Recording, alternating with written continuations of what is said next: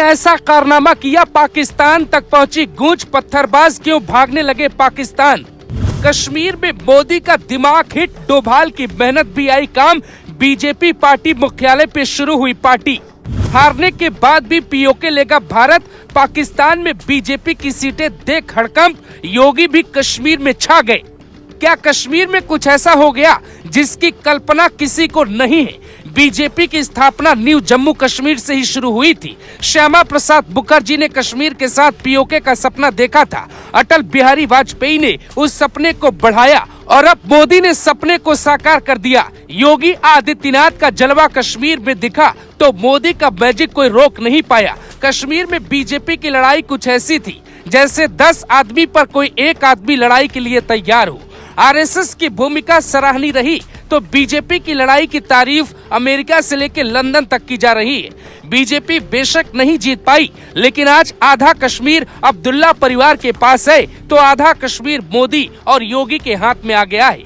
कश्मीर में कुल सीटें 47 हैं, लेकिन बीजेपी को एक भी नहीं मिली। कश्मीर में हिंदुओं को अल्पसंख्यक कहा जाता है, 10 मुस्लिम पर 1 हिंदू। बीजेपी को कुल संभावित सीटें 29 मिली है। ये कैसे मिली है थोड़ा समझते हैं। जम्मू जो हिंदू बहुल इलाका है, वहाँ कुल 43 सीटों पे हिंदुओं का प्रभाव है। कश्मीर में नहीं बल्कि जम्मू में योगी की रैली हुई, नतीजा आपके सामने है। जम्मू रीजन की कुल 43 सीटों में से 29 सीटें बीजेपी को अकेले ही मिली। इसका मतलब है कि अगर कश्मीर में हिंदू होते तो वहाँ बीजेपी ही होती। कश्मीर का चुनाव साफ बताता है कि बीजेपी को अब मुसलमान वोट नहीं देगा। यूपी में भी इसका असर दिखेगा। मुसलमानों से अलग योगी की लाइन की सराहना अब बीजेपी खुलकर करेगी। कश्मीर और जम्मू आप दोनों को अलग अलग करके देखिए। यूपी का मुसलमान हो या कश्मीर का मुसलमान या फिर हरियाणा का मेवात का मुसलमान हो, वो बीजेपी को कहीं भी वोट नहीं कर रहा है। तो इसका विकल्प क्या है? क्या मुसलमान देश की सरकार की योजनाओं का फायदा लेंगे लेकिन वोट बीजेपी को नहीं देंगे? क्या हिंदुस्तान में एक खास वर्ग इतना ताकतवर हो गया है कि वो बीजेपी की सरकार रोक लेगा? ये भ्रम हिंदुओं ने तोड़ दिया। कश्मीर में जैसे मुसलमानों ने बीजेपी को भर भर के वोट किया, वैसे ही जम्मू में हिंदुओं ने बीजेपी को भर भर के वोट किया। हरियाणा में भी ये पैटर्न काम करता दिखा। हरियाणा का जिला नूह, यहाँ 3 विधानसभा सीटें हैं, तीनों मुस्लिम बहुल हैं। वहाँ तीनों सीटों पे कांग्रेस के मुस्लिम नेता जीते। योगी आदित्यनाथ ने 2 साल पहले ही बता दिया था चुनाव 80 वर्सेस 20 होगा। शायद आप भूल गए होंगे, हम आपको याद दिलाते। तब योगी का मतलब यही था कि मुसलमान अपना नेता चुनेगा और हिंदू अपना नेता चुनेगा। सुनिए, ये चुनाव 80 बनाम 20 का होगा।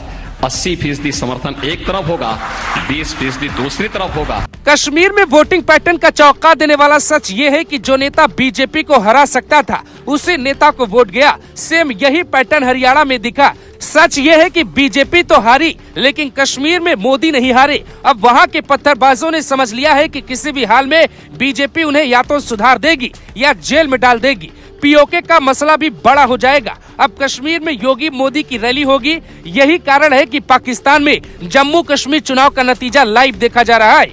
कश्मीर में बीजेपी की हार को हमारे देश की अरे भाई अलगाववादियों की पूजा होती है क्या? देश विरोधियों का सही इलाज हुआ है। बेशक बीजेपी को हार स्वीकार करनी पड़े। कोई पार्टी अगर जीत के लिए देश के दुश्मनों के साथ खड़ी हो और उनका स्वागत करे तो उसे गलत ही कहा जाएगा। फिर भी हमारे देश में सच नहीं बताया जाता। पत्थरबाजों की